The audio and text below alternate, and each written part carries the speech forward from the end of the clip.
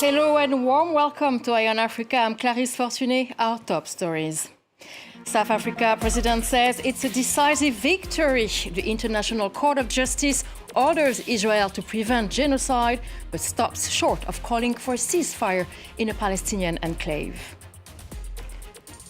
Another court decision. The Kenyan High Court blocks the commitments from deploying police officers to fight gangs in Haiti.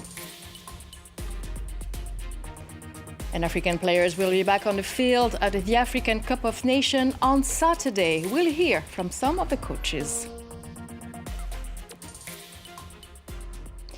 Reactions are still pouring in over what South Africa calls a decisive victory for international rule of law.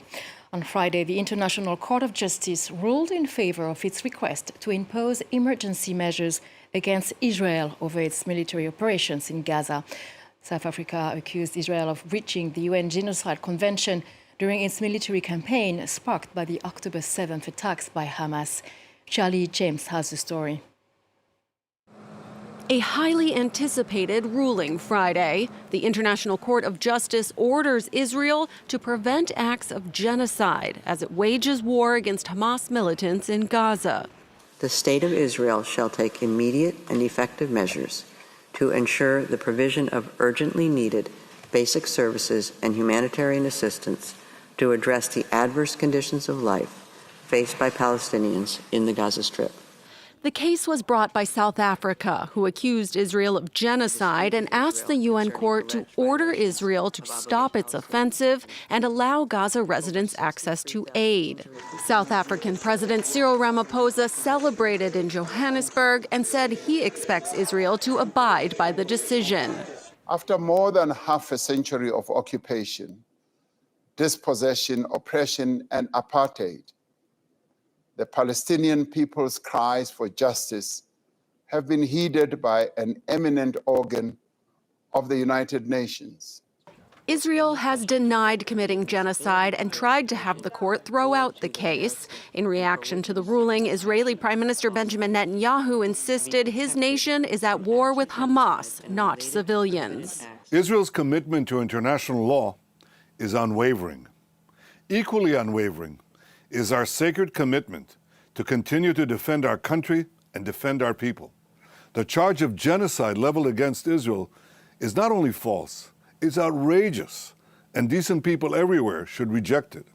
Some supporters of Palestinians are unsatisfied by the World Court's ruling. The 17 judges stopped short of demanding a ceasefire and have not yet ruled on the core of the case, whether genocide has already occurred in Gaza.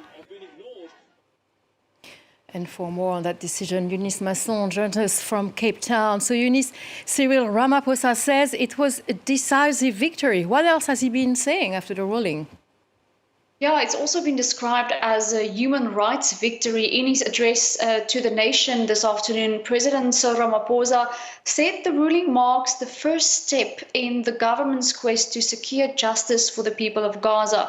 He dismissed criticism against South Africa for taking Israel to court, and he called for a more concerted effort towards a ceasefire. We know the court did not order an immediate cessation of all military operations in Gaza, but South Africa's Foreign Minister Naledi Pandor told the media earlier today that if Israel comply with the court order, it would mean a ceasefire. She also maintained that today marks a decisive victory for the international rule of law and a significant milestone in the search for justice for the Palestinian people. That's according to our Foreign Minister Naledi Pandor. So Eunice, what's the next step?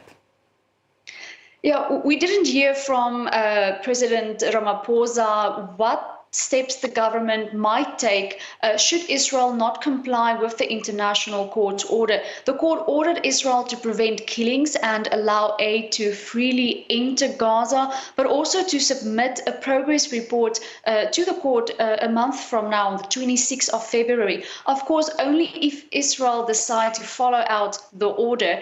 At this stage, the next steps might come in the form of maybe third states putting pressure on Israel as a result of today's order. Of course, today was an interim order, and a genocide case will now be heard by the World Court, likely for years, and it does not mean immediate relief for the people affected by the current war. Eunice Masson, thank you very much. She was live from Cape Town. Now, another ruling, this time in Kenya. The High Court has barred the government from deploying police officers to fight gangs in Haiti. The judge argued that the deployment would be illegal, as the National Security Council lacks the legal authority to send police outside Kenya. Our correspondent Olivia Bizot has the story. To the relief of a huge amount of Kenyans, the High Court has said it's unconstitutional to send Kenyan police officers to Haiti to help tackle violence and insecurity over there. The judge said it would only be legal to send armed forces on that sort of peacekeeping mission. So when did this whole idea of sending Kenyan police officers to the other side of the world, to Haiti, to help tackle violence begin? Well, Haiti launched an international appeal asking for help to tackle the increasing amounts of violence it was experiencing in the country back in 2022. And then last July, Kenya's government offered its help. It said it could send 1,000 police officers to Haiti to help tackle its issues. And it really put forward its past experiences in neighbouring Somalia and in the Democratic Republic of Congo, saying that those experiences justify why Kenya would lead this peacekeeping operation. And then a few months later, in October, the UN approved this decision by Kenya's government. But the idea has really been criticised by a huge amount of Kenyans, by international human rights organisations, especially by Amnesty International, and by the opposition.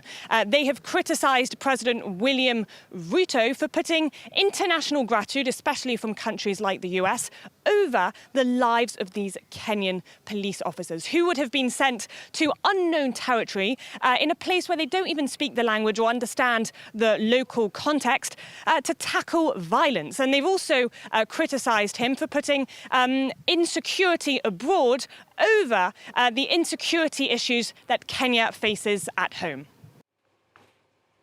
In other news, clashes between the DR Congo military and M23 rebels have intensified on Thursday in the eastern town of Mweso. At least 19 people are said to have been killed, and thousands of people, including medical personnel and aid workers, were caught up in the exchange of fires. Emmett Livingston has the details. Several people in Mweso, a town in North Kivu province in Eastern Democratic Republic of Congo, said that on Friday, families were burying their dead after recent fighting. Over a dozen civilians were killed in the town this week, according to witnesses, after the first major clashes between the M23 rebel group and the Congolese army in many weeks. Details of the attack remain hazy, but one security source said that the M23, which is backed by Rwanda, stopped civilians from leaving Mweso.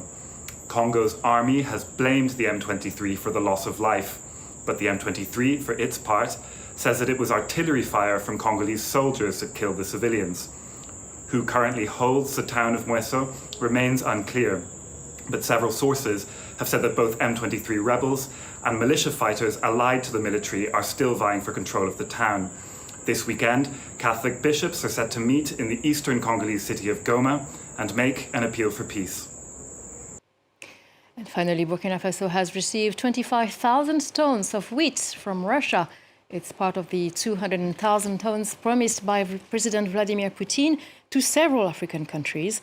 Burkina's Foreign Minister Karamoko Jean-Marie Traoré said the delivery should help push the country into developing its own production capacity in order to halt once and for all dependence on food from abroad.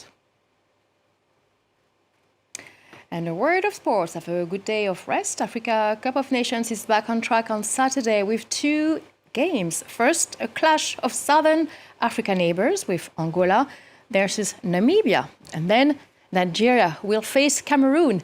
Let's listen to the coaches ahead of the game. It's a tough match, of course. This match, I think 8 African titles. You know,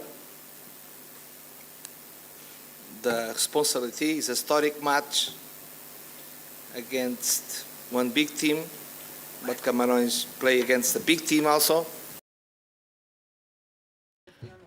Tomorrow we're going to challenge Nigeria. And in any case, what's important tomorrow is the 3 points. No matter how it goes, it's going to be a difficult match. But we're going to fight tomorrow so that we can continue in the competition. And that's the end of this edition. We'll leave you with some pictures of Rhino. Scientists have carried out the first successful in vitro fertilization of a southern white rhino, a major breakthrough that could spell hope in a quest to save its cousin, the northern white rhino, whose last remaining members are both female.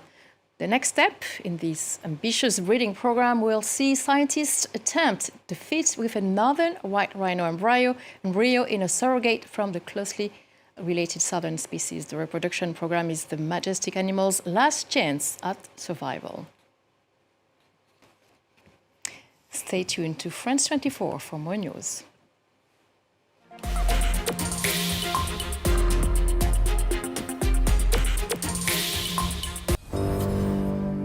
Off the coast of Norway lies a source of great envy, rare deep-sea minerals. Synthetic biology, 6G, artificial intelligence, have that in common, that they are enabled by minerals. But the exploitation of this underwater El Dorado could pose an environmental threat. Here you can see the dust from the operation spreading into the water. Any impact would be long-lasting. A crucial choice for the future. The need for minerals going forward in the energy transition that we're going through is so great, so saying no also has consequences. Watch Norway, the race for deep-sea mining, in Reporters on France 24 and France24.com.